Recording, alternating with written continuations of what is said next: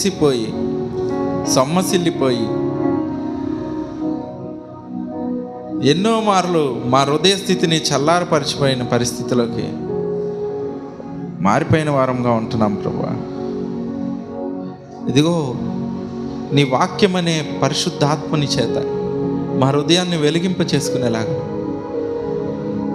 తండ్రి, మా బుడ్డల్లో నూనె అవకుండులాగున మా దివిటీలు వెలుగుచూ నీ కొరకు ఎదురు చూచేవారంగా మా మా మా అందరి ఆత్మీయ స్థితిని మార్చుటకు నీవు దయచేస్తున్న సమయాన్ని బట్టి వందనములు చెల్లించుకుంటున్నాను ప్రభువా. విడవబడిన గుంపులో నేను ఏమి ఉండకూడదు ప్రభువా.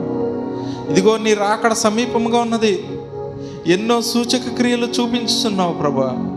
ఎన్నో విధములుగా తెలియపరచుటకు మాకు ఇచ్చిన పరిజ్ఞానం కొలది తెలియపరుస్తూ నడిపిస్తున్నావు ప్రభువా.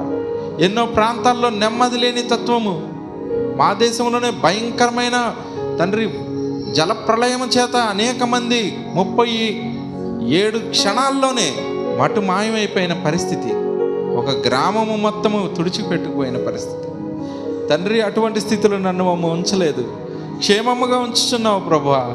నెమ్మది కలిగిన జీవితం కలిగేలాగా మమ్మల్ని నడిపిస్తున్న దేవా,